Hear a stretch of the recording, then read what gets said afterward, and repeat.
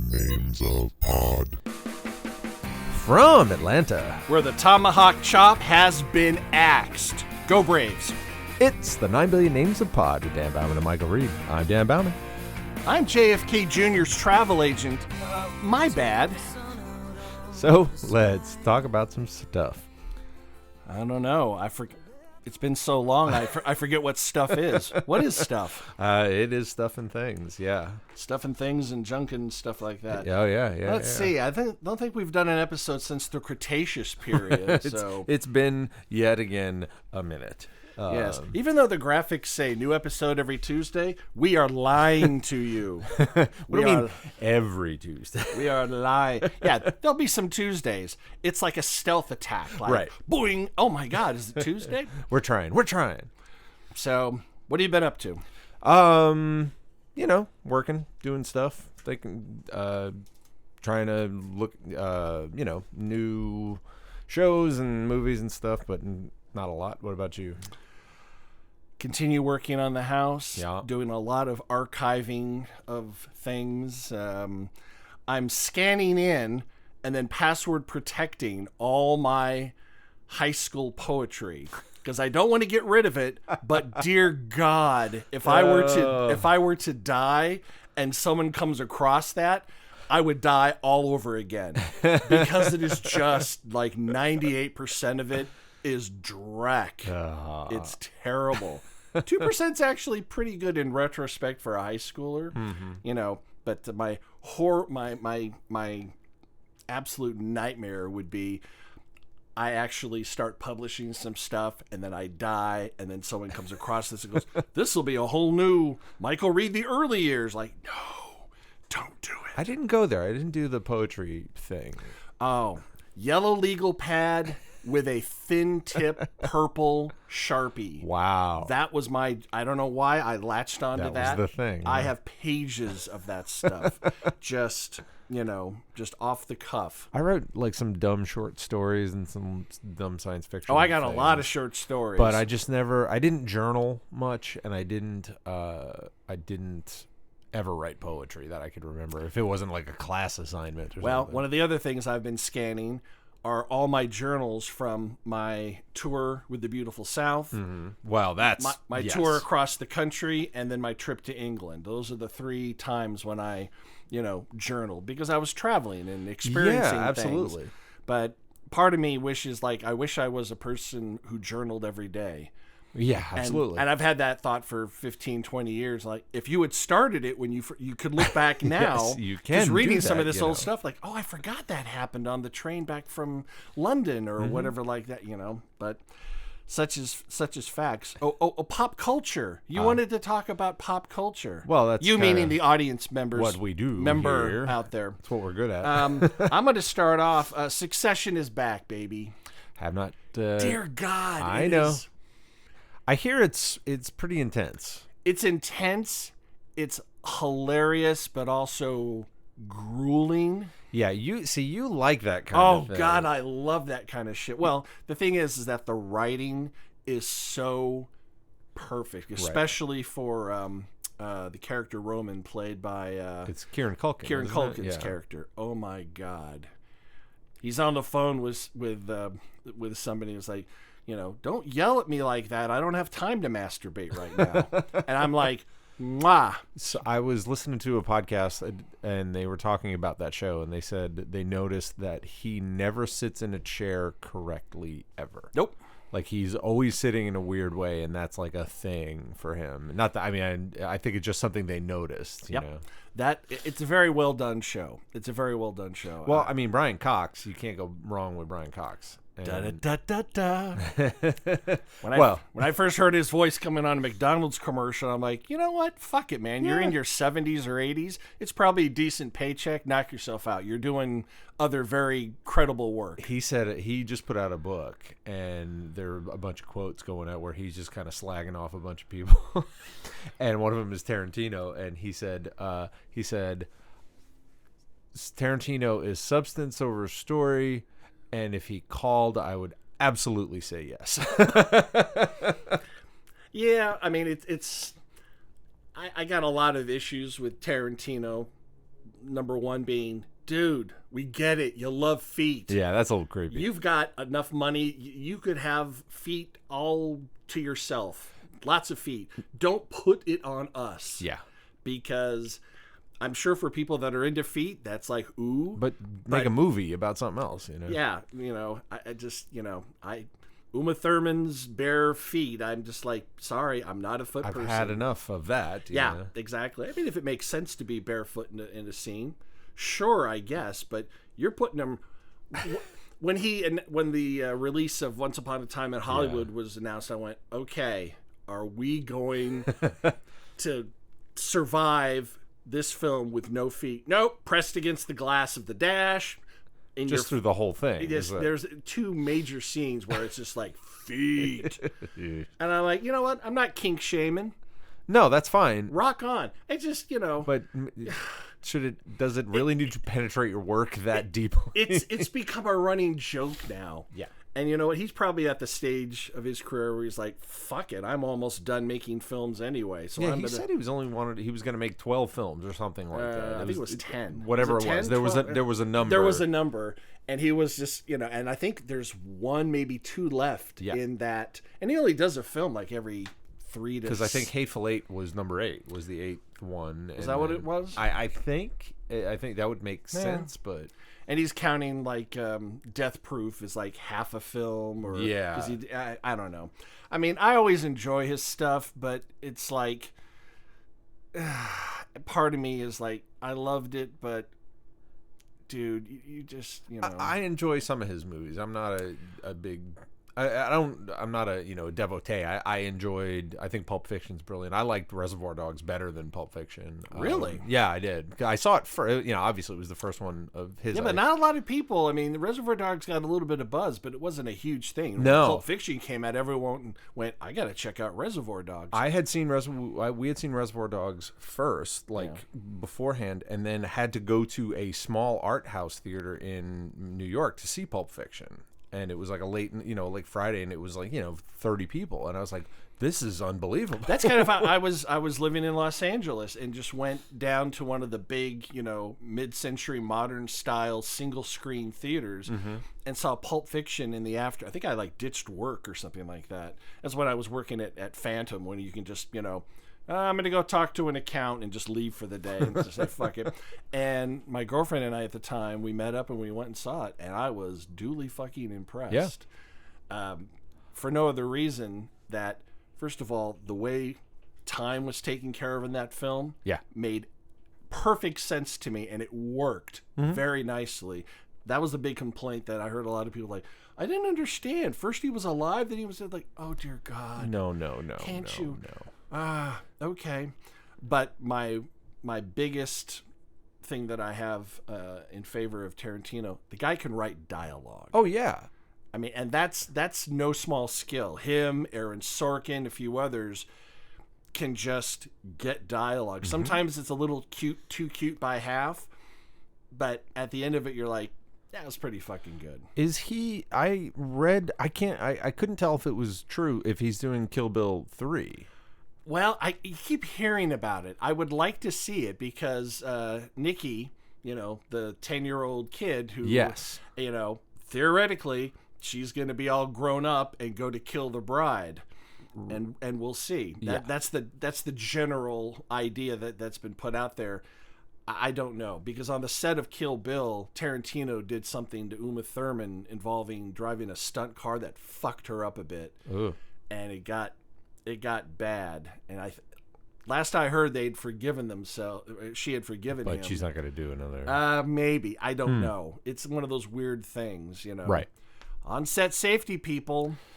Thank God for Dwayne "The Rock" Johnson. He said, "That's it. No more working guns, no more firing blanks. It's all going to be rubber, and we'll CGI." I don't understand why anyone hasn't just made a prop gun that will recoil and not eject anything, like a mechanism. To get the recoil, it has to push against something, which means something has to be expelled. You get a good, not necessarily. You get a good enough spring. I mean, it'll at least move to the point of. Perhaps there's something. I mean, I'm talking out of my ass. And So I saw maybe there is such a thing. I saw a tweet. Again, take it for what it's worth, but it was said it was a visual effects designer here. Putting gun muzzle flashes on guns is the easiest thing in the world now. There's no reason not to do it. Exactly, absolutely. So if an actor, even if there's no recoil, they can kind of try to get the notion of it or something. I mean, I'm sure there's a way. From what I understand, on the set of Rust, which is where what we're talking where about, the cinematographer was killed and the director was injured, apparently they were doing something during the downtime called plinking. Now, you know what that is. That's when they have live rounds and they shoot cans off of boards. There have been a like lot of reports coming from that set of varying degrees of malfeasance, and also like conflicting stories of what actually happened. From what I heard, that there was a number of people that walked off the set that morning because of safety issues. Yeah. Personally, I cannot understand for the life of me why you would ever have live ammo on a set. Ever. Anywhere near. There's no reason for that, ever. Never. When the report came out, I likened it immediately in my head to whenever it was 10, 15 years ago when... Brandon Lee? No. When do you remember when Great White did that show in the small club and they had the pyro and it burned the club down? Oh, yeah. When that happened, I immediately said, this is what happened. They walked in and their guy said, hey, we want to shoot off pyro. They asked a sound guy or somebody and said, we want to shoot off pyro. And they said, I don't give a fuck. And that's what happened. Yep. And I was like, this is what happened on this small film. Somebody just said, I don't give a fuck. And here's a gun or whatever.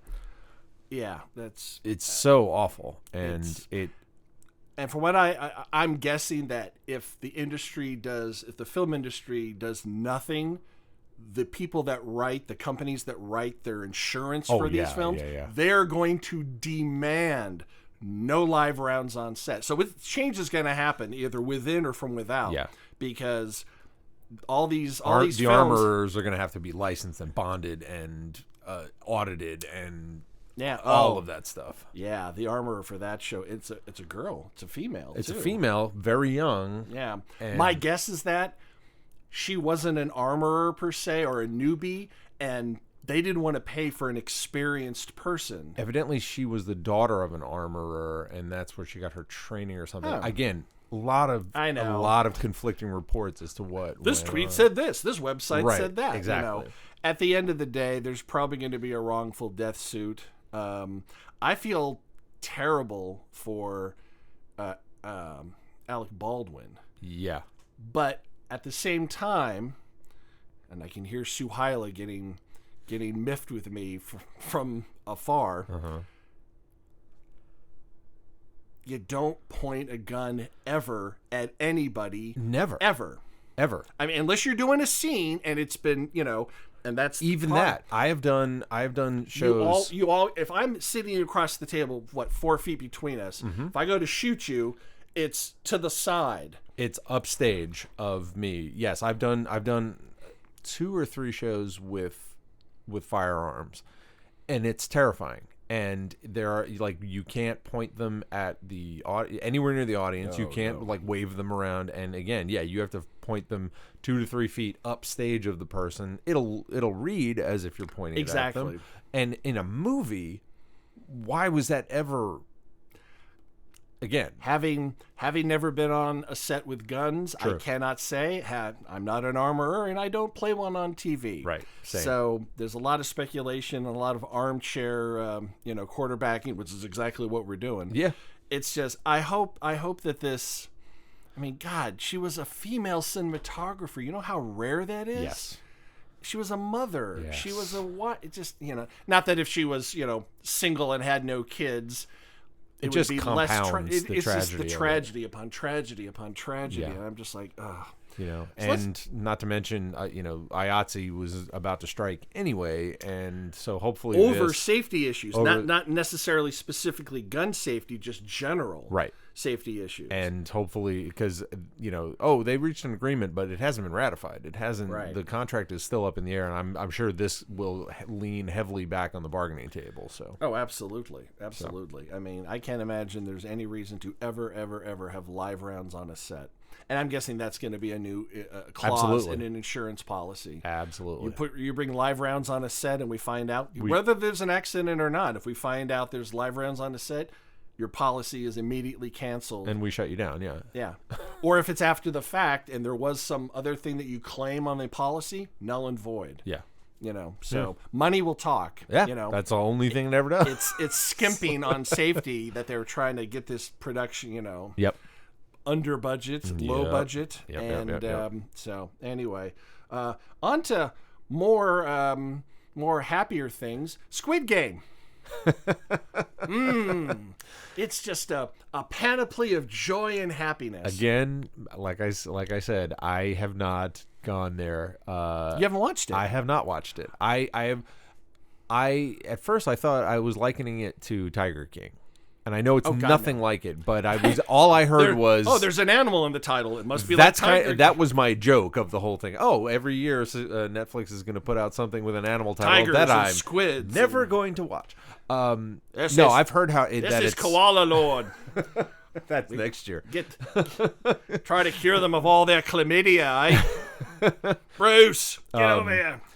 Yeah, so but I've heard that it's intense, but it's really well done. It's pretty darn good. I usually don't, march along with the crowd. That was also the reason. But I'd heard so many good things from so many people that I trust, both personally and out in the ether.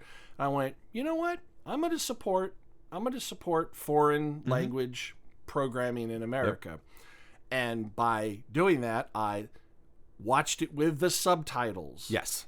Which I hear is the best way to do it. It is mandatory. I mean, I get the aesthetic of it and doing it that way, but I also hear that the dubbing on this particular project is terrible. Awful. Yeah. Yeah.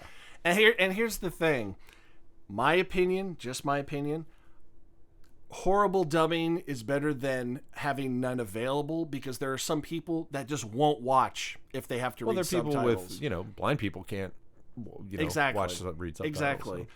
But if you are a sighted and hearing person, with one exception that I'm aware of, watching foreign material, you have to have it with the original foreign language audio and read the subtitles.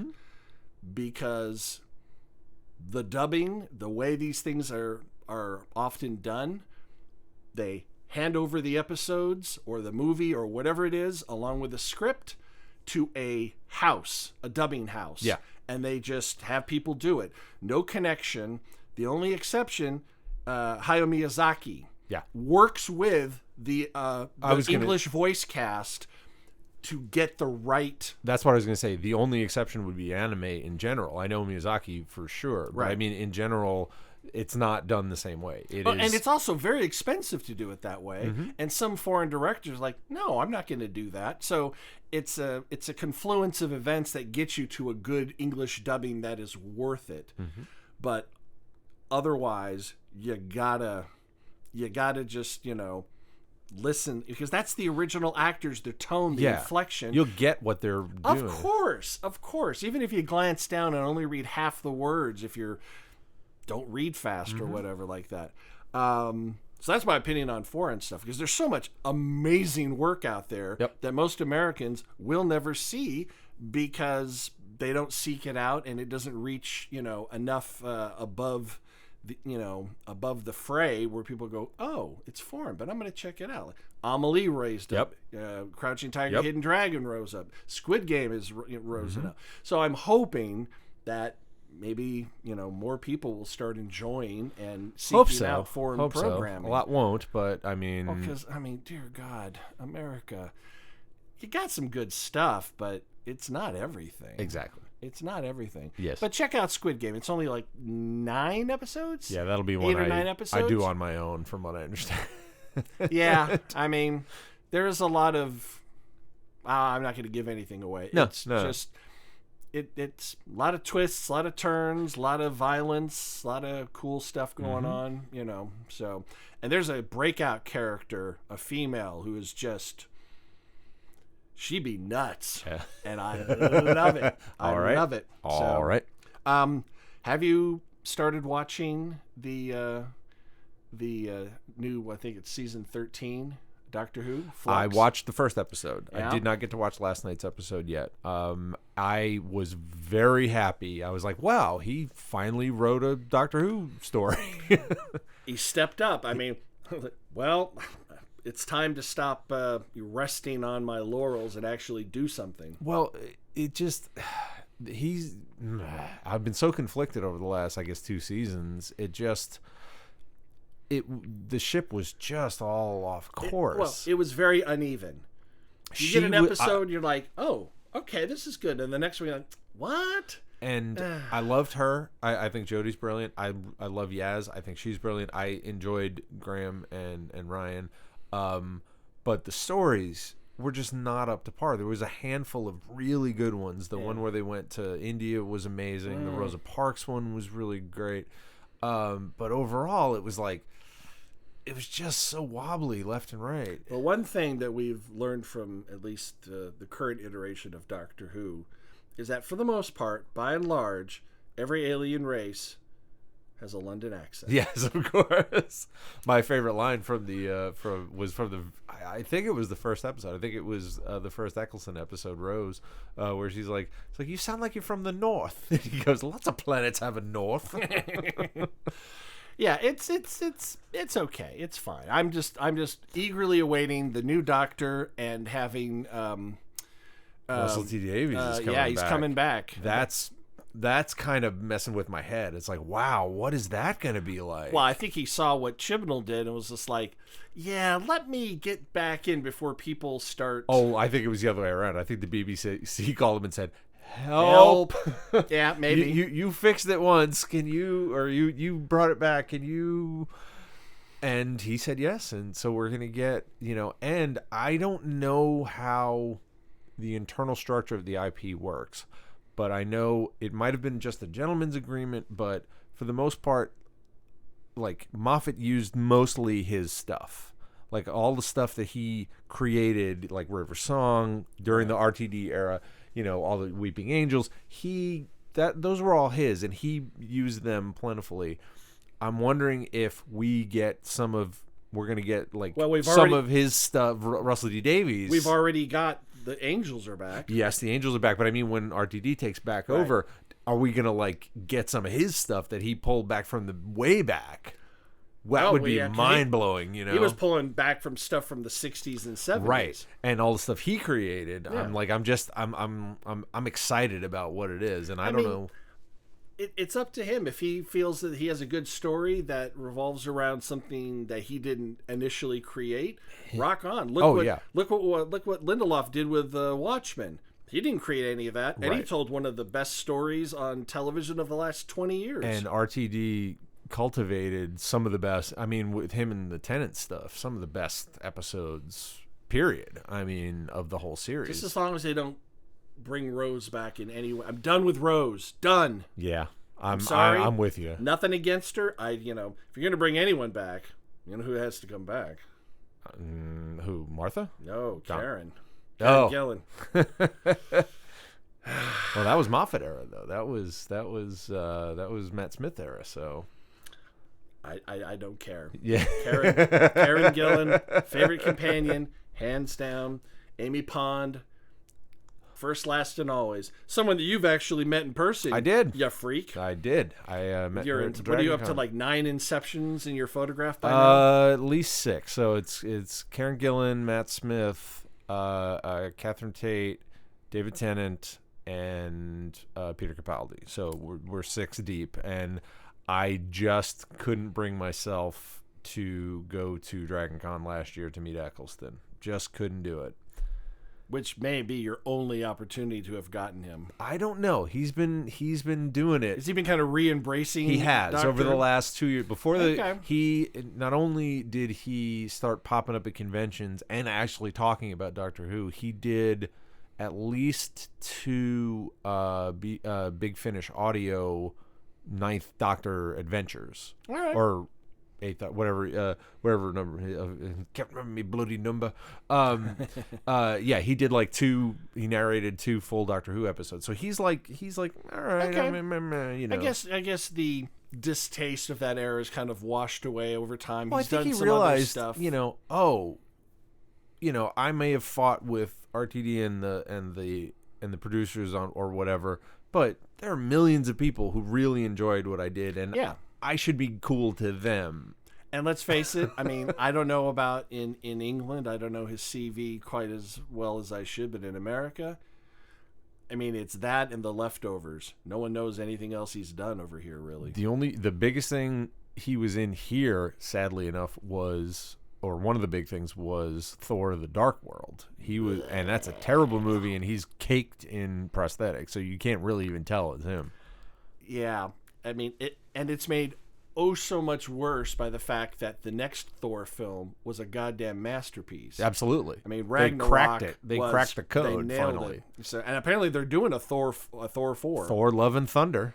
So, And it's Taika Waititi. He's doing it again. oh, yes. It's Taika Waititi, and Korg will be back. And it is. Oh, there is some shit going down. It's going to be. Good. It's going. I haven't seen Eternals. Have you seen it? I have not, and I don't know anybody who has. I heard one review. It did very well, but the reviews are kind of fair to middling. I heard one review of a nerd I trust who said this was amazing and it's going to be incredible that the way it's setting up all this other stuff. And I just didn't get a chance to. What are we at? We're at the beginning of Phase 4. Correct. Yeah. So we're kind of in the middle of Phase 4. We really started with WandaVision, I think, is that where they started? Well, Endgame basically ended. Well, basically, yeah. After Endgame, that was the end of 3. And anything that came after, whether so WandaVision, Loki, Falcon, Winter Soldier, all that stuff is and Shang-Chi.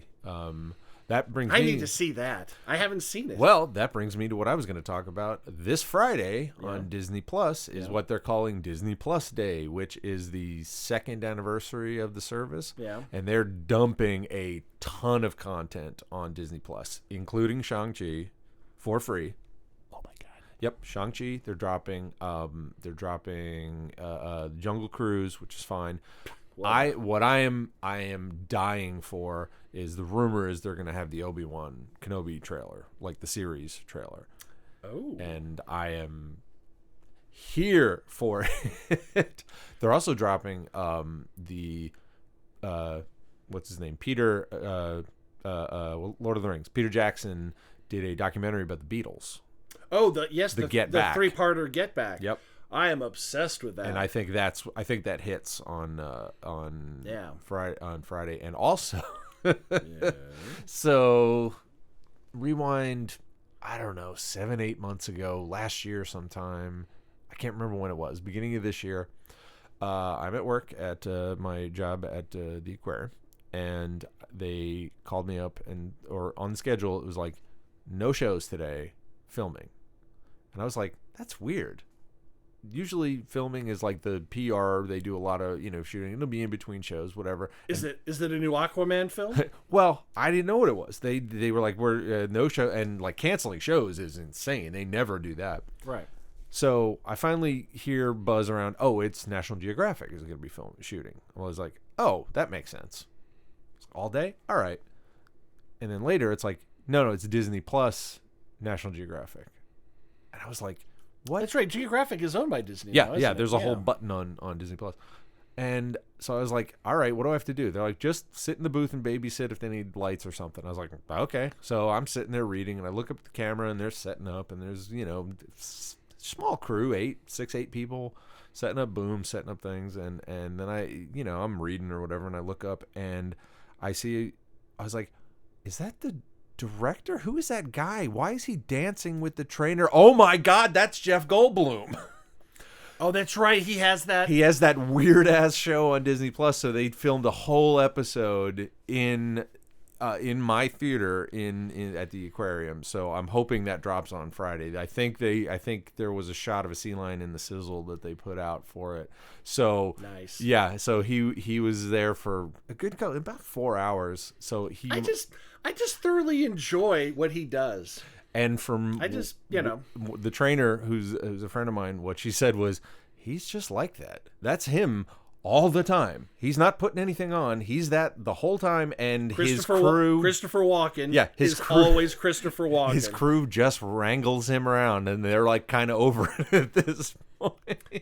They point him, they shove him up in that direction, and goes, do your Goldblum thing. Yeah, like I said, he was like dancing with the trainer. Like they weren't shooting, they weren't doing anything. He was just being Goldblum. Could you imagine how well he would do as a surprise guest for Christmas Carol Invasion at Dad's?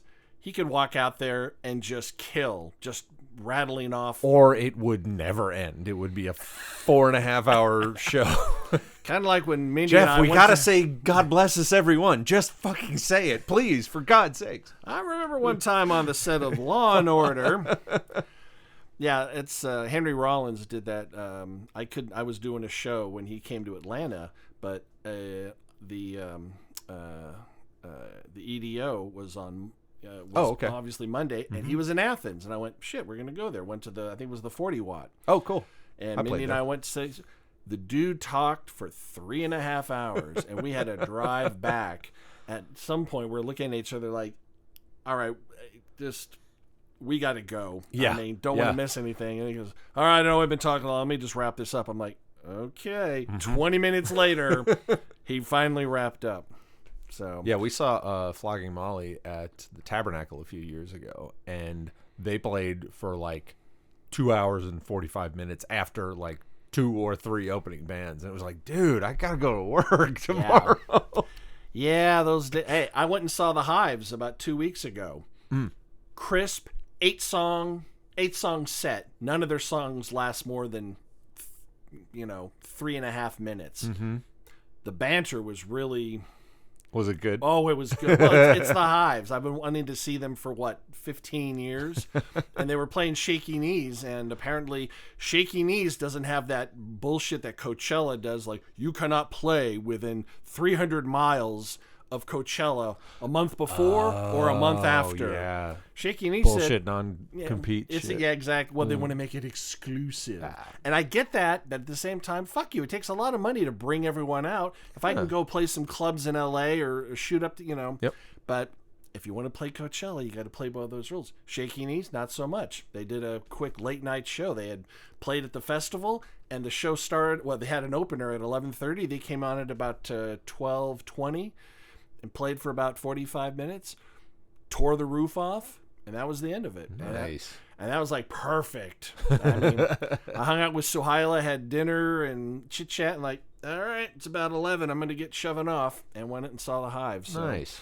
Which was my first concert since the pandemic hit, and they were pretty aggressive going in about masks. But once you're in there, I went to the very top back of the theater where I had like nobody even what around venue me. was it? This was what's it called now? Not Earthlink Live. It's Center Stage. Center Stage, exactly. Okay, yeah. Center Stage. Great place to see a show. I played there. I saw Orchestral Maneuvers in the Dark a couple years back, and I have tickets for them for their 40th anniversary coming up next year. I barely wanted to go, and I'll check it out. Turns out they put on such a phenomenal live show. I was just like, I have to have everything they've ever recorded, and I'm going to see them. You know how I am. I know how you are, yeah. Exactly. Like, that's a great song. That's a great song. I only thought they had like 5 or 6 hits. They're all hits, every one of them. I've been to 2 concerts, and I had a very similar experience. The first show I saw was a few months ago. I had bought tickets 2.5 years ago. It was right after. What concert is announced 2.5 years? Well, pandemic. We lost. Oh, there we go. We lost. It was kind of like how we were. By the time we see Roger Waters next year, it'll be 3 years. 3 years. I think? Yeah. Yeah. So this was the Primus tour where they were going to do the entire Farewell to Kings Rush album in honor of when Neil Peart passed, and that was a very long show as well, but it was good, but it was also there's a lot of people not wearing masks here, so I was able to go. I went and got tested just to be safe on the next day or so, and I was fine. But that show was funny because it was like a really great Primus show, and then kind of a wobbly Rush cover band, and then a really great Primus show at the end because they had all the right instruments. Les was playing the double neck Rickenbacker. He was playing the regular Rickenbacker. Lur was playing the big Gibson 335 guitar. They had all the stuff. Except, they were eating Orville Redenbacher? Right. All the Bachers. The only problem is it was mixed like a Primus show and not a Rush show. Oh, those are two different animals. Very much so. Yeah, but the other show I went and saw was we took a trip to New York City, basically to go see Flogging Molly at a place. I don't even remember what the venue was called. Oh, this is that outdoor venue, right? It was an outdoor venue on top of a building. Right. I will tell you this. New York City has got its shit together on the vaccination front. Well, that's because socialism has taken over and nobody has any freedom to do anything except whatever they fucking want. Right. The 2,000 people I was with the concert with, having our freedom repressed by enjoying a concert. Having to show a card to people. Literally every business we went into in New York City was like, "Can we see? Hey, welcome. Can we see your ID and proof of vaccination, please?" Yep. We did that, and then we were fine. But the lineup at the Flying Molly show was that sounds like worse than Nazi Germany. You'd go straight to Hitler. Oh, my freedoms, my freedoms. The venue, the headliners were Flogging Molly. Yeah. The opener was a punk band from all girl punk band from Brooklyn, who they were pretty good. It was Me First and the Gimme Gimmes, who were hilarious because they just do punk covers of the weirdest songs. They opened with Jolene from Dolly Parton. It's kind of like what Richard Cheese was doing back in the 90s. Exactly. But the band after them, right before Flogging Molly, was the Violet Femmes. Nice. I saw them in 91.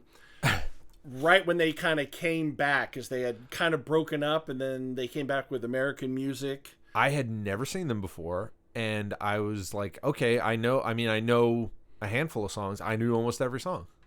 You basically know the first album and maybe 2 songs from all the other albums. Probably. Because that first album is a hands-down, stone-cold classic. We had a thing in the 80s band I was in for a while.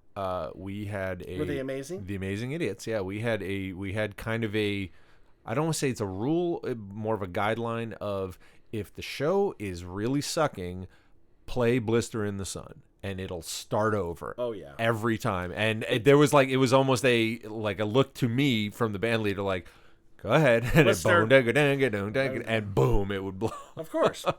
But they were amazing. And I was like, oh yeah. Yeah, I saw them at like a mid-sized theater. I'd say it's probably it's exactly like Variety Playhouse. Okay. I saw it at Copley Symphony Hall, which is not very big. Okay. Because our Symphony Hall is pretty big, yeah. It's big. This not so much. It's about the size of Variety Playhouse, maybe a shade. So that's like, I want to say that's like 1,000 seats, maybe, not even 800. No, 1,000. I'd say closer to maybe 1,200 to 1,400. Yeah, something like that. Something like that. So that size of a venue. Saw them there. Saw Crowded House. Okay.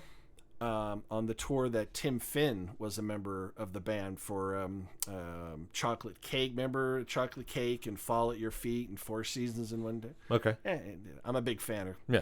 The reason I wanted to go so bad is because their album before that, called Temple of Lomen, is literally one of my top 10 favorite albums. I'm looking at it right now, hanging on your wall. Yep. Top 10 favorite albums of all freaking time, but it bombed in America. Yeah. Because it was the follow-up to the big one with Don't Dream It's Over and Something So Strong, and it bombed here. And they only played like 2 songs off that record. Broke my fucking heart. I hate. Yeah. But in the intervening years, I have been able to find live recordings from the Temple of Lomen tour and from the subsequent tour that I saw, but in other countries where it did better. So they would and play the number more of songs, went up. And I get it. Know your audience. Play the shit they love. Yeah. And maybe dial back the stuff that they maybe not so receptive to. I, on the other hand, because I'm a freak, it's like, oh, everyone hates that? I love it. Love it. Well, like by the time I had seen Rush 14, 15 times, I was like, I don't need to see Tom Sawyer. Yeah. I don't need Closer to the Heart. Do something deep. I literally, the one tour, I mean, I was going anyway, but I was there to see literally one song because one song you hadn't. The one song they had never, it was when the tour they did, Moving Pictures Back to Front. I had never seen, and I wasn't aware if they'd ever done the song Through the Camera Eye, side 2, track 1, ever live. And it was like, okay, here I am. This is the entire reason I'm here, is to see this goddamn song. And they played it? They played it. They played the whole album, and it was go. amazing. So That was the one that you and I went to. We went to two different ones. We went to R40. You went to R40. You might have been at that one. That might have been that one. I think it might have been. I remember Jerry Stiller did a thing. There were washing machines on the stage. Sure, yeah. That I think that was that. I think that was that tour. Okay. But I don't remember. For me, there's probably, I'd say 2 to 3 dozen Rush songs that I love. Mm-hmm. Of course, the entire Grace Under Pressure album, the entire Moving Pictures, the entire Signals album, and then it kind of spreads here and there. Sure. But that was like when I first got introduced to Rush. That's kind of their my childhood. Yeah, when you going from Permanent Waves through about Grace Under Pressure, that's like the biggest. You really got to be. There's really good stuff post that, but a lot of it you got to be a real. By the time you get to Presto, you're like, yeah. It's not. It's still good. It's still good, but it's not. I don't have that visceral. Yeah. Exactly. Speaking of visceral feelings, have you watched Dune? I have not, and I'll tell you why. Oh, my God. Why are we even doing a podcast? You don't ingest anything. I'm reading the book right now. That's why I decided to actually... For the first time. Okay. I have never read it, and I was like, I'm going to read it before the movie. You can read half of the book. I know that, and I'm going to have to because it's a dense fucking book. Oh, yeah. So here's the my funny story about Dune. I texted my friend one night in big bold letters, 175 goddamn pages before I realized there was a fucking glossary in the back of the book. So I had to my God. slog my way through. And were you just trying to get the meanings from inferences in the I was, and wow. I did. But I mean, I read pages over and over and over again until I finally got it. Oh, they're talking about... Okay, yeah, I finally understood, and I kind of appreciate the fact I did that because it really cemented it a little bit better in my head. That's a very valid way of doing things. Although for punishment, that's 30 seconds in the pain box. Yes, exactly. And it's funny. I was like, wow, all this stuff. I've heard the Dune stuff for decades, being the pain box and Fear is the Mind Killer and all that stuff. Didn't really have a frame of reference as to what it is. I was like, wow, that's all on like page 3. Walk without rhythm and you won't attract the worms. Yeah. So so I am just about to the point of where the movie drops off. The movie drops when Muad'Dib, was it Paul Atreides? Paul Atreides, yeah. Officially is taken in by the Fremen. Yeah, and once you get to that point, then I'm right on the cusp of that. So get to that and then see it. It is pretty damn good. Cool. I'm not going to slag off Lynch's Dune. It's a different animal, completely different animal, a different tone, different feeling, different everything. I don't think I ever made it through that. I've tried watching it, like I tried way back in the day, but I was like, I don't understand any of the fucking thing that's going on here. I mean, Herbert created a fucking world. Yeah. I mean, he did it. In the same way that George R.R. Martin created a complete fucking world. Yeah. It wouldn't be a lie to say that George R.R. Martin is better at building a world than actually writing the stories within that world. Yeah. Just saying. Yep. Well, let's start adapting your books. They'll be done by the time we get to the... Oh, yeah, no problem. Yeah. It'll be like 10 years before we get to that point. Okay. Well, I'm going to write a prequel now before I finish. Like, dude, we're going forward. What are you doing? You know what? Hey, he's the author. He can do whatever the fuck he wants. Yeah. But at the same time, you understand what people want, and if you're purposely not giving it to them, you have to have a reason for it. And as the artist, that is a valid choice for you to say, fuck all y'all. I'm going to do something else.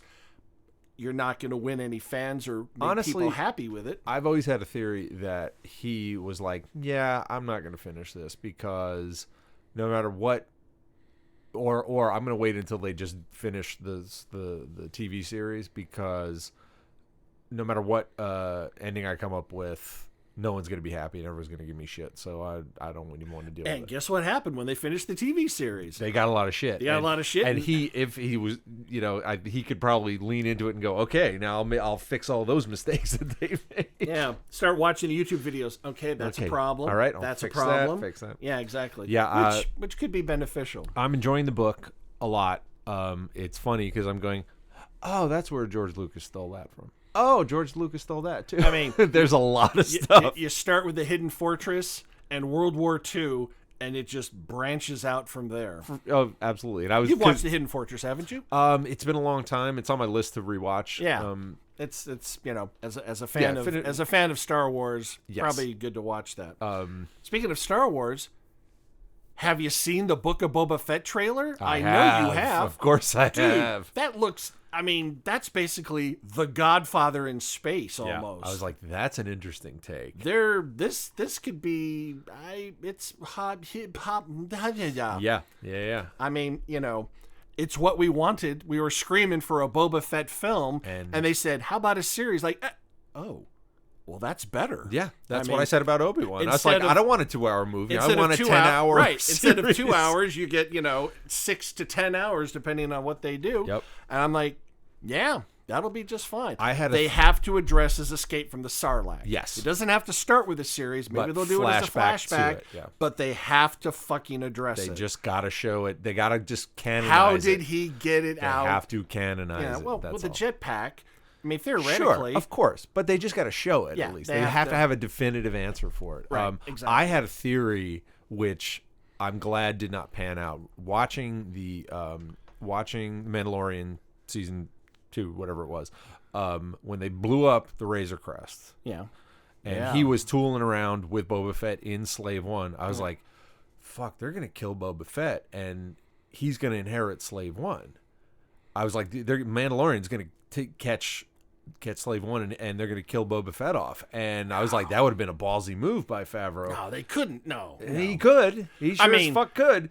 But I have a feeling Disney would go, this is a very this is a very valuable. Kathy Kennedy would have been like, this is a bit of IP that is very valuable. We have to have a meeting there, John.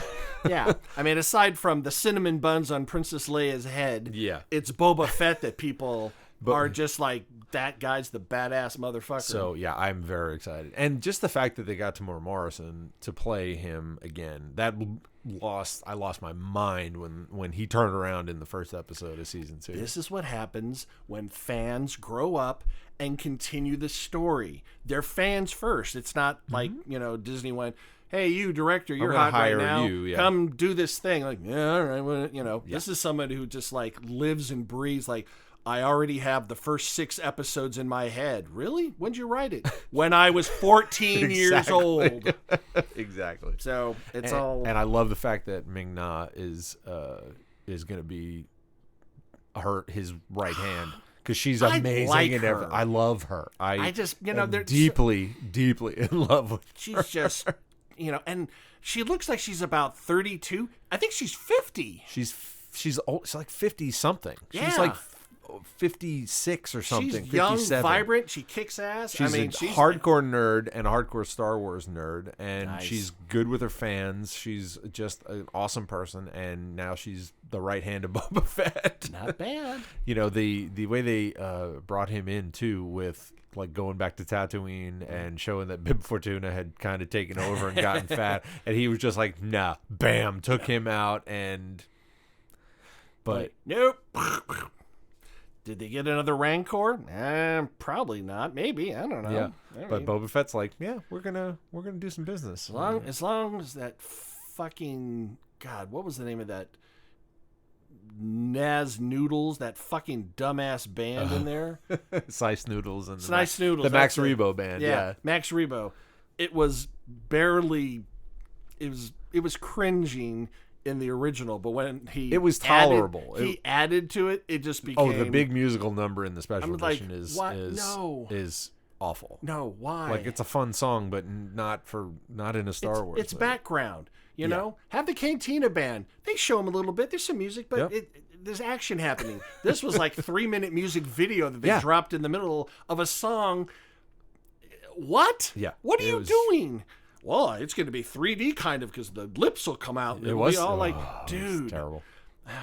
George. Speaking of things in space that have been adapted, I know your answer, so I'll just ask it, and you can answer what I know you'll answer. Are you watching Foundation? No, I'm not. No. I am. Okay. Isaac Again, that Asimov. is a thing that I think I should read before I watch the thing. I am already watching it, having not read it. Okay. Because I just have not gravitated towards Asimov. I've only read a few. I read iRobot and a few other like short stories, I think. So it didn't really grab me. The Will Smith movie and the book, absolutely, they Nothing might as well to be do. different books. Yeah. I was reading the book, I think, when they announced that movie, and they're like, Will Smith plays a police officer. I was like, there was no police officer in this. No, at well, all. because they It's not even barely a narrative. It's it's like an instruction manual. it's horrible. And as someone who's read Harlan Ellison's script for iRobot that they wouldn't produce, I know what that film could have been. Yeah. And they basically, it's like Disney goes, wow, we had a lot of success with Pirates of the Caribbean. What other rides? Let's do the Haunted Mansion and turn it into a dick and fart joke comedy with Eddie Murphy. Like, what? Same thing with Land of the Lost. It can be kind of cute and fun, but also kind of creepy and scary. Yeah. And they turn it into a Will Smith No, Will joke. Ferrell. What did I say? Will Smith. Yeah. Will Ferrell. Sorry. Yeah. Getting my wills mixed up. And I'm just like, you had a generation of kids that grew up on Land of the Lost ready, and you gave them shit. Absolute shit. Yeah. I want to see, I would be interested to see Disney Plus over Halloween put up a Muppets Haunted Mansion. It's already been done. No, it's done. It says, I watched it. Have you seen it? I have. Okay. Because I have a friend who is like grew up working at Disney, and she said it was like spot on to the ride. Oh for yeah, the most basically part. the journey of Gonzo and Pepe through the mansion was basically the ride. Yeah. You know, I was like, okay, you know, those ghosts were awfully peppery. Yeah.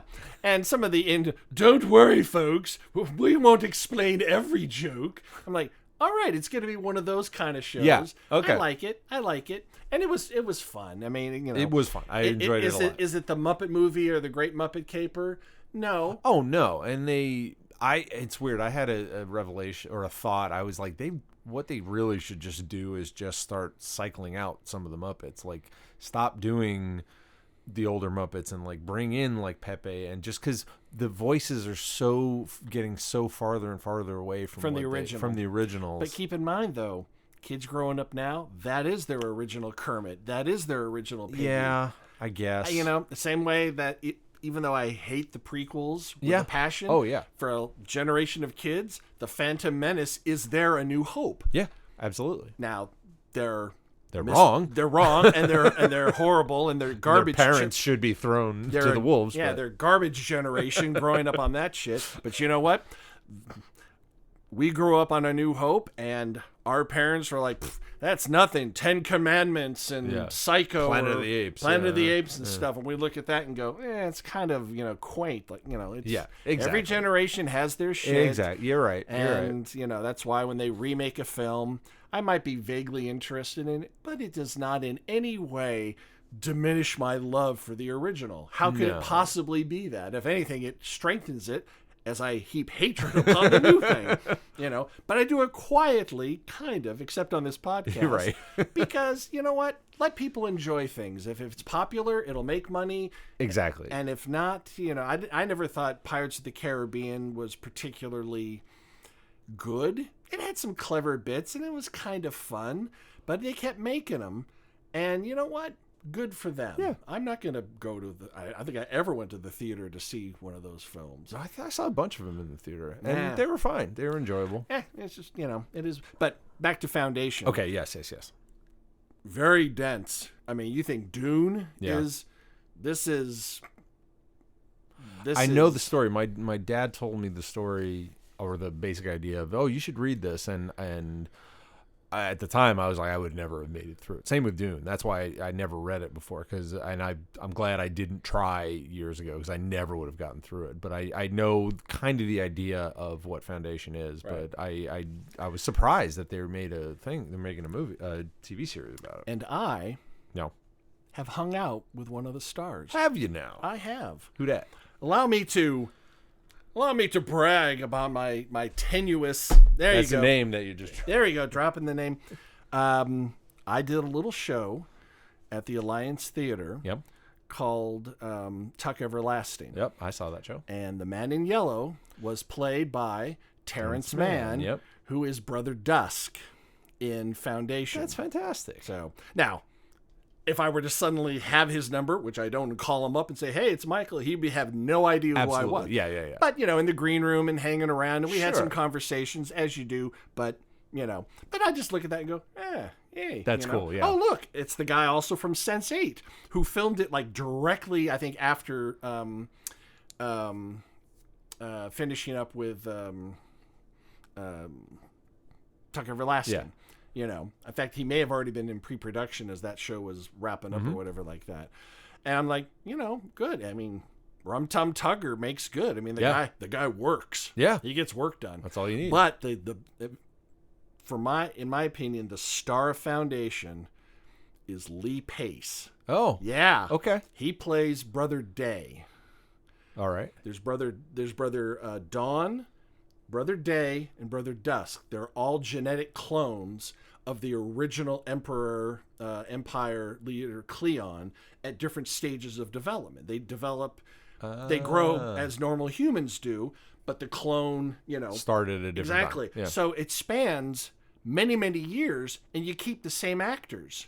Even though it's 200 years later, it's the same actors because they're all clones at the same level of, they age one a little bit more. They've already killed off one Terrence Mann, Brother Dusk, but then they jump ahead and the Lee Pace is now moved over, but now he's Terrence Mann and Lee, Okay. It's a very clever conceit. Yeah. And it's the basis of the entire show about, the dynasty of the Empire and how it's, clone after clone after clone after clone. So watch it. It's good. It's good stuff. I like Lee Pace. I mean, the guy's no. I mean, as far as I'm concerned, if he had stopped after *Halt and Catch Fire*, hell, if he had stopped after *Pushing Daisies*, that's where I first saw legend him, at that point. But he kept, and then he was what was the name in Guardians? Something Ronan the Accuser. Ronan the Accuser. Yeah. Which barely noticeable. Barely noticeable, completely different, but still great. Yeah. So I'm definitely a Lee Pace fan. Okay. He's one of those actors where like, I don't know if I like that movie. Let's get the cast. Oh, he's in it. All right, I'm in. It's gonna be good. Kind of like Helen Mirren or a few other Sure. people. It's like, oh, they're in it. And let's face it, though, Helen Mirren's been doing a lot of paycheck films. She's earned it though. Of course, Yeah. of course. She has 40 She's years? getting to that Judi Dench era of I don't give a fuck anymore, but know I'm what? going to be amazing in whatever this Oh, is. really? We're going to film in Morocco. I haven't been to Morocco in 20 years. Sure, I'll Let's do the do show that. because, I will nail it and I will get some free travel out of it. More power to him, I'd say. Have you seen the Batman trailer? Yes. I watched the whole did you watch any of that? The DC did a thing a couple of weeks ago called Fandom. Didn't see it. Okay. So it was there. So what happened was last year when Comic-Con was canceled, they decided to do an online thing like everybody else did. And San Diego Comic-Con's online thing was not very good. It was not well attended. It kind of like came and went and nothing kind of good came. How dare from it. you insult the con of my birth? They just didn't really bring it together because they didn't know what they were doing because nobody knew what they were doing. DC did a thing called Fandom last year, and they were like, we've got a lot of shit in the hopper, so we're just gonna throw it out there and do a bunch of Zoom calls, and it was really cool. And they did the the Suicide Squad trailer, and they did the first look at the Batman, and they did the a bunch of other little stuff, and they said, shit, that went really well. We got like 10 million people. Let's do that again. So they did it again. They dropped the Batman trailer. They dropped a new Flash teaser, which is really interesting. Apparently, there's like a 5-episode arc where like everything. No. The movie. They're doing a Flash movie with yeah. Ezra Miller from the movies, from the Justice League movie. Yeah, okay. And we'll throw it on after just so you can see it.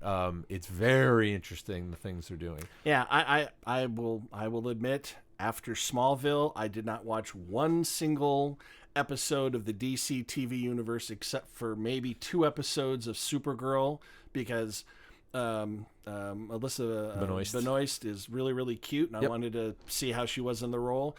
And after Ally McBeal started being all weird on the show, I'm just like, I don't have time for this. I've watched pretty much all everything. Of that. Almost. I think I have watched. You've watched all the Marvel TV shows. No, I haven't. The DC stuff, I've watched every episode of that Arrowverse, and it is gone up and down. There has been some amazing stuff and some like, oh my god, kill me stuff. But they're doing a Flash movie, but but back to the Batman trailer. I am very interested in this because it felt like this feels like akin to The Dark Knight. I mean, they're really going for it. They have the Riddler and Catwoman and the Penguins in it. Yes. Now, are they all going to be equal players, or is they just going to tease one or two of them, with one being the main baddie, so that when they do the next... From what it seems, I think what it is the villain, the main baddie is the Riddler. Right. I think Oswald Cobblepot, a.k.a. the Penguin, is kind of like the legitimate businessman who's going to get caught up in it, and Catwoman's running around maybe against the two of them and gets caught up with Bruce. Yeah. I don't know. They do a lot. They do that storyline a lot. I will say we've had, The Dark Knight, Batman, The Batman. Like, by the time we're 70, when they reboot it, it's going to be like, hey, it's a Batman, maybe? They're going to run out of like dramatic ways to say, Batman returns again. Yes. Batman once more. Hey, look, it's Batman another begins. Yeah. Batman begins again. Yeah, exactly. Batman hey, remember starts. Batman? He's here. We've done a film. So I'm keen on it. Yeah, like I said, I was a little dubious of Robert Pattinson until I watched Tenet, which I enjoyed once I figured out what the hell was going on. But I was like... On one level, Tenet is a total mindfuck, and on the other, it's completely simple to understand. Absolutely. Once you get to a certain point in the movie, I was like, oh, now I know what's happening. Right. I can see it completely. There's level 1 of understanding where you can enjoy the film, but there's so much more if you think about it, and especially if you watch some of the what the fuck was going on in Tenet movies, you're like, I didn't even notice that. Yeah. That logo, or that there was thing a lot that was of in stuff. reverse, or that guy is actually that guy from that time. Yep. And I'm just like, my friend at work, he's like, I need you to watch this movie because I don't know if I'm smart enough to understand it. And then I watched it. I was like, no, you were right on. You knew exactly. He's like, I feel like they explained it in the first 15 minutes, but I couldn't buy that they had explained the whole thing right then. And I was like, yeah, they did. But I watched it in reverse. So at the end of it, I knew less than I... But Pattinson was so good in that I was like, okay, all right.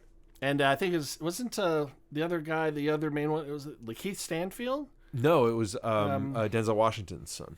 Okay. I just watched The Harder They Fall. I think Lakeith Stanfield... No, he was in it. Yeah, he was in it, yeah. I just watched Netflix's, I believe it's Netflix. Yeah, it was on Netflix. The Harder They Fall. The Idris Elba one? Yeah.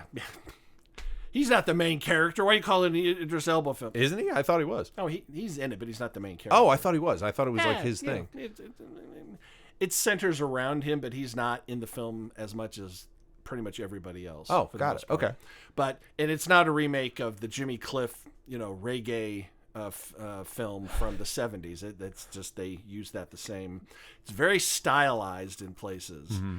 And I'm like, all right, someone, I can't remember the guy's name, but I'm going to keep an eyeball on him because apparently he's a bit of an auteur. And Regina King's in it, kicking ass. I mean, again, talk about actors. I will Regina watch. King's in it. Oh, done. Yeah, check. I'll even watch your dumbass Cadillac commercials. Like, all right, I get it. Hey, you know what? You've gotten to She a also level, earned it. and you get that money. Yeah. It's not selling out. That is cashing in. That is cashing in. Absolutely. You know, every time you cash in on something like that, like you paid for it with Watchmen.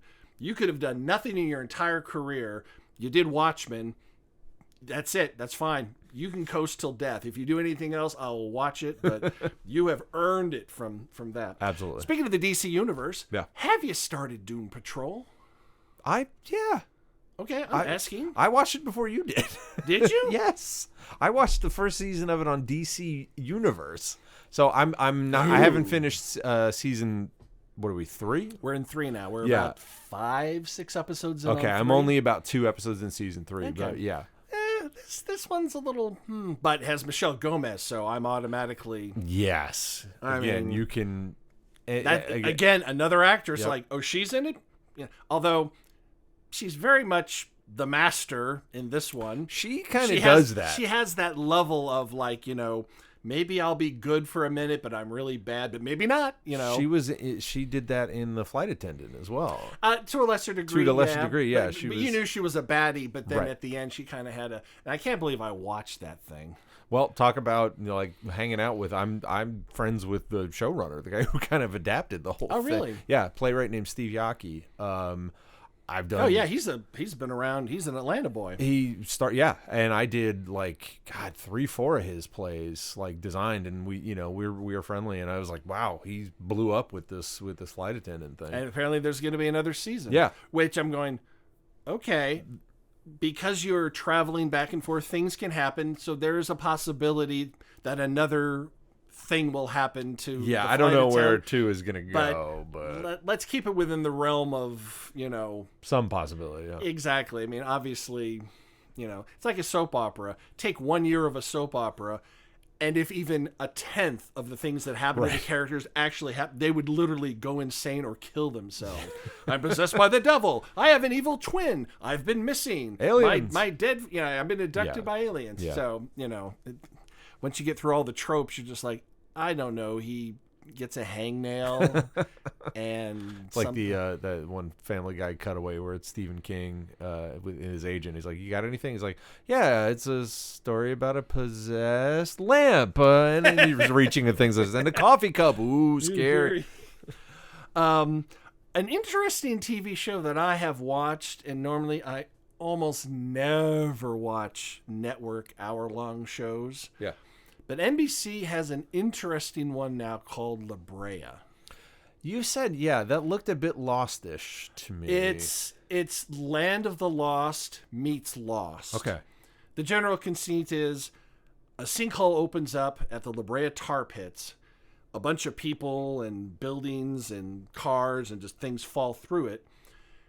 And they are transported back to 10 million BC, right, or whatever the year is. And they see where they fell through because it's a green ribbon, a rift in the sky. Right. And no radio can penetrate it. They have no way of getting up there because it's in the freaking sky, and they're back in medieval times, and they got to fight saber-tooths.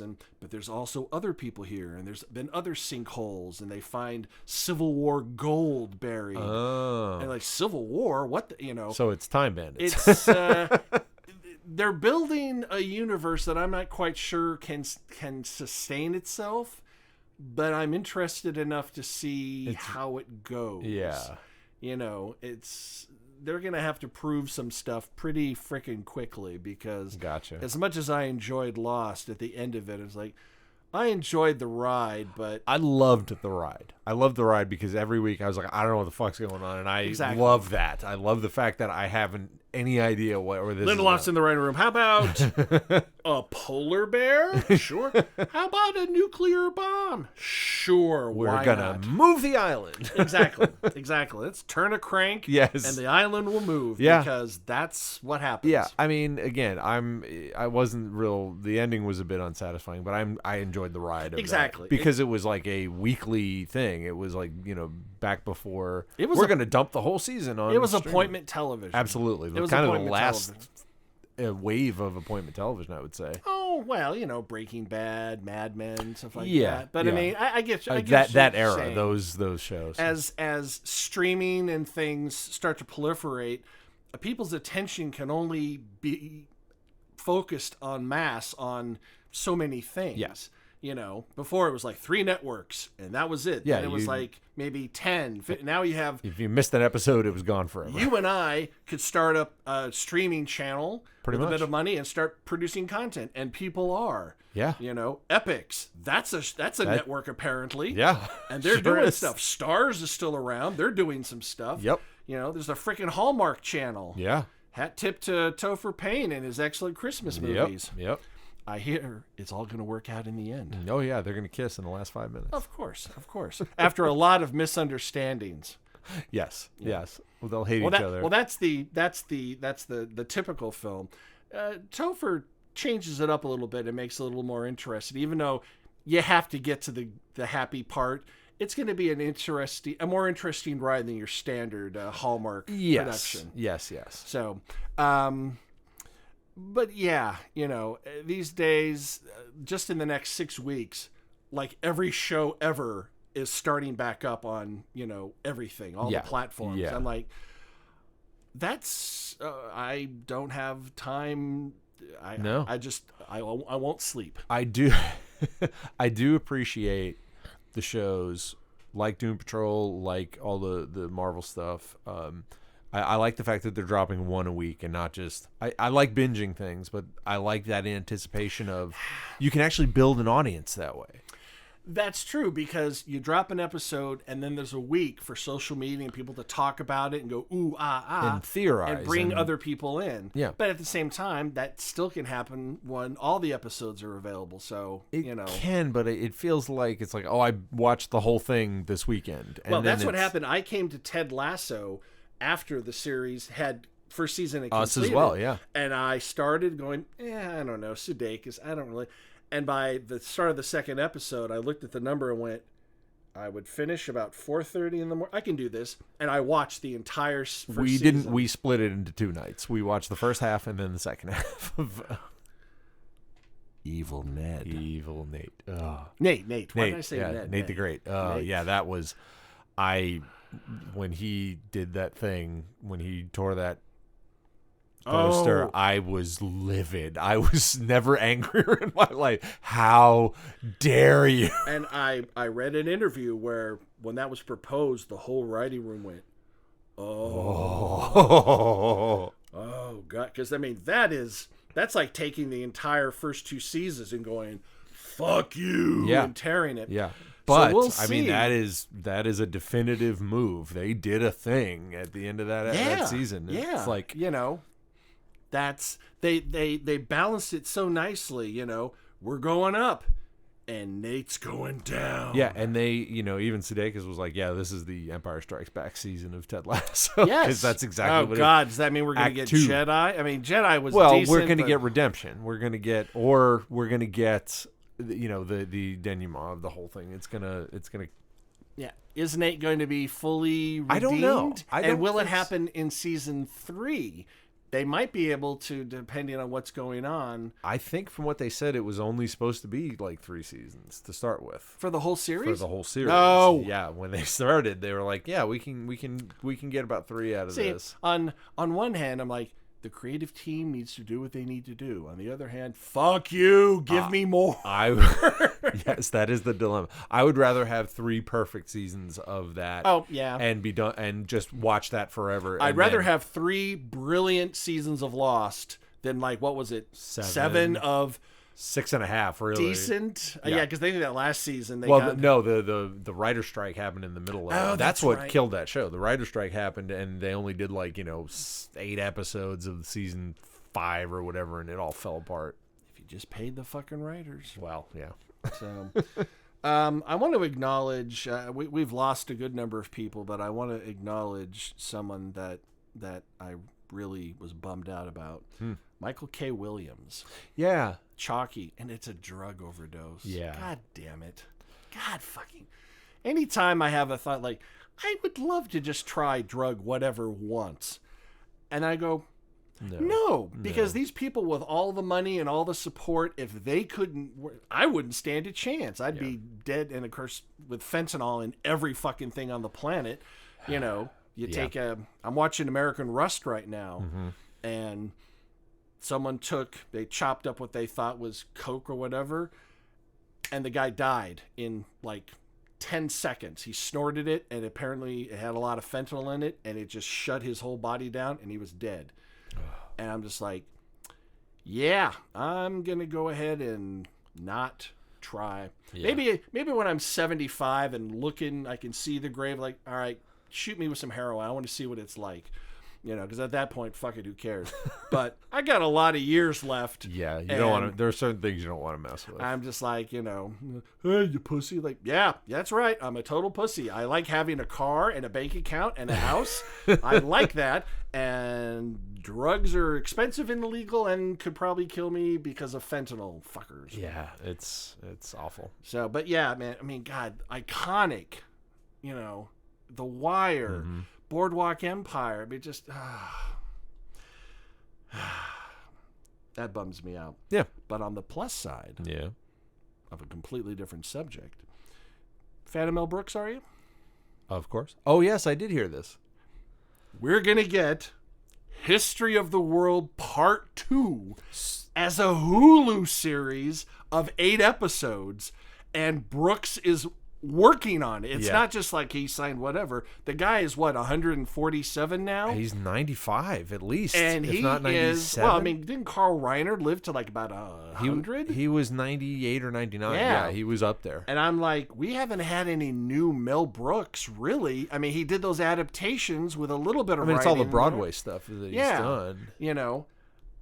And this is brand new. Now, whether he's going to be the head writer or whether he's just going to, I don't know, but he's on board. He's working on it. I'm very excited, and I'm also kind of bummed that it kills that joke, that 50-year-old joke of part 1. Yeah. I think...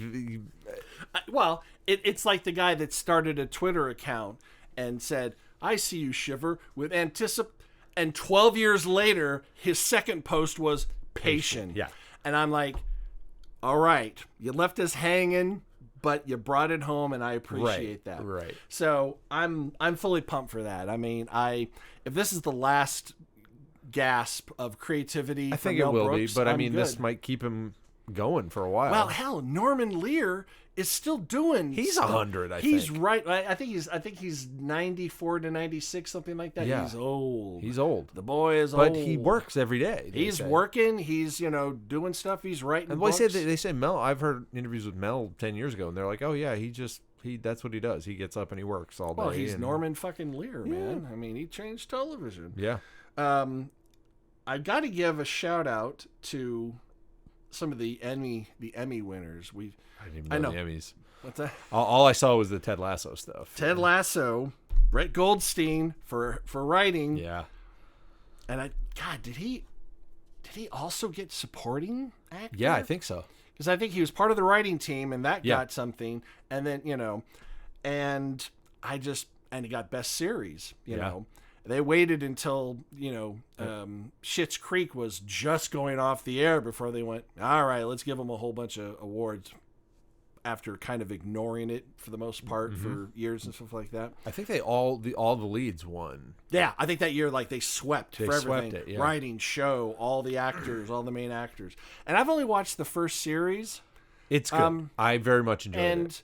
And Chris Elliott, the guy has 900 comedy lives. I mean, I was watching him back when he was on the Letterman show. Absolutely, that's the guy under the stairs. Well, his father was like he was a big time radio something. guy. Yeah. Bob Elliott. I think. Do you remember Get a Life? I do. The Paperboy? Yep. I mean, that was a weird ass show. Yeah. Once they got though to the alien in the garage, you're just like, I didn't get that all far. right, it's getting. I didn't get that far in it. Yeah.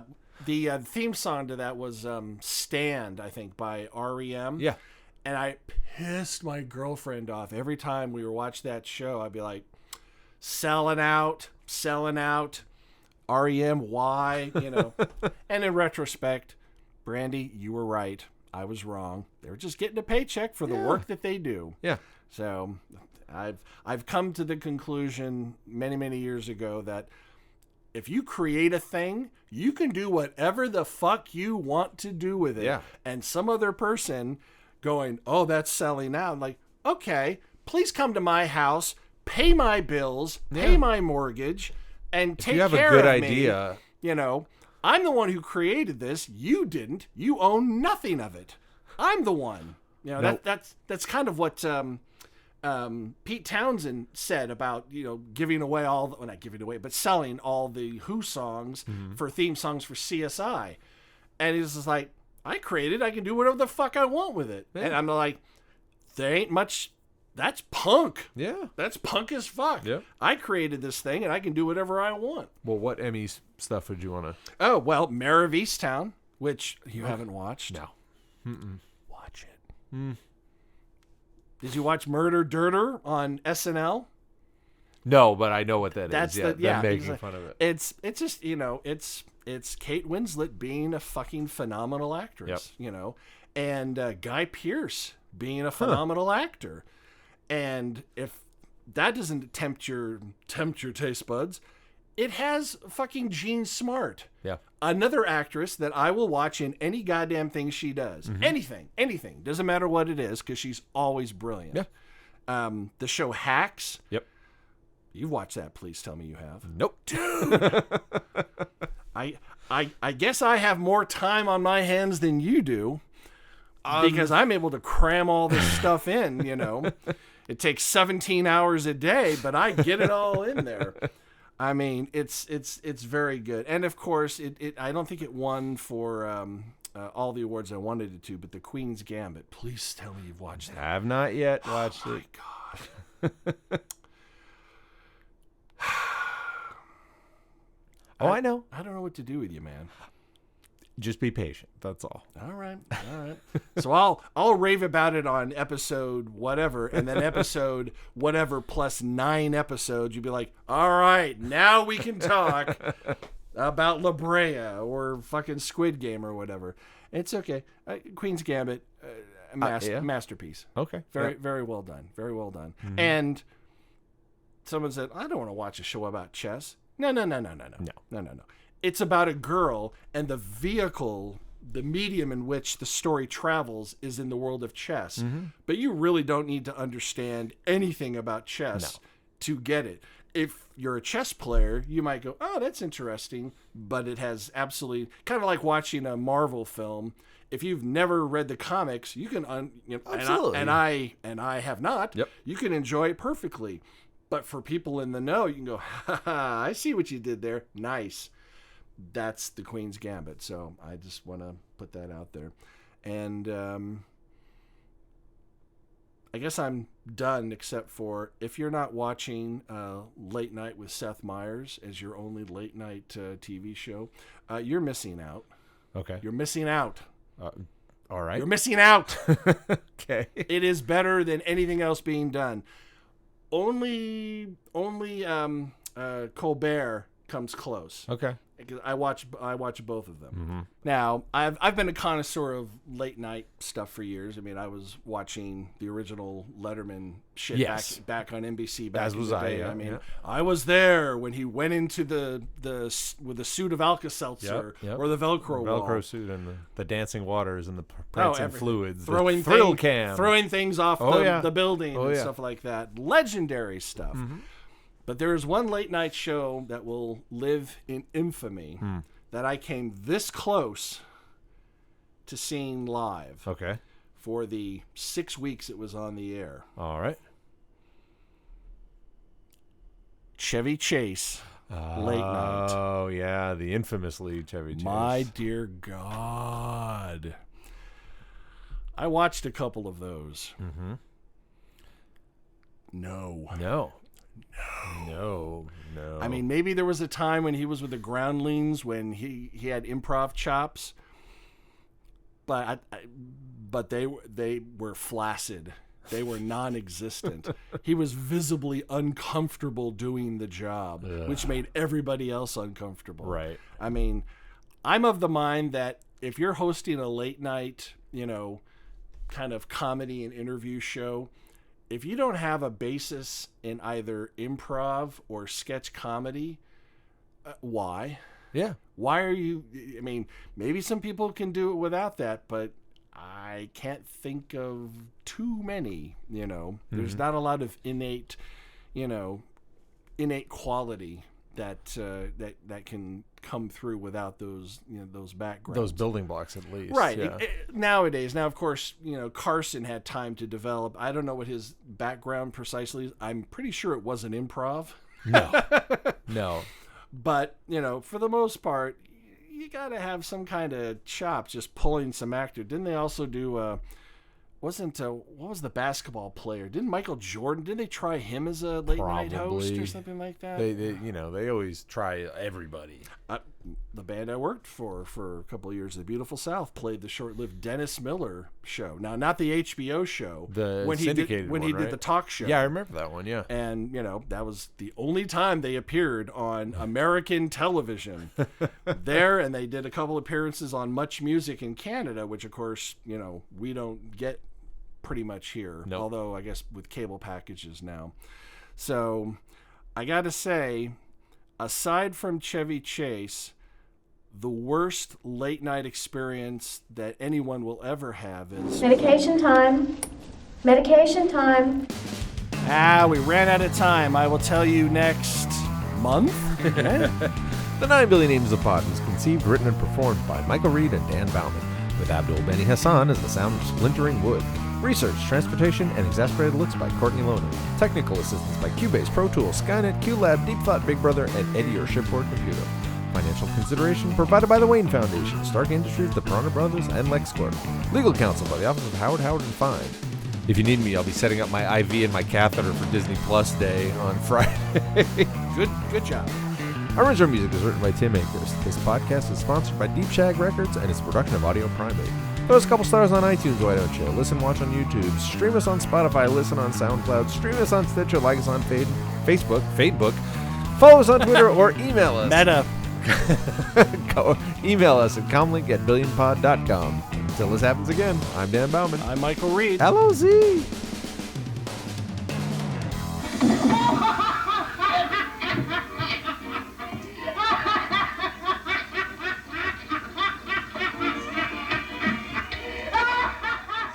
Audio Primate.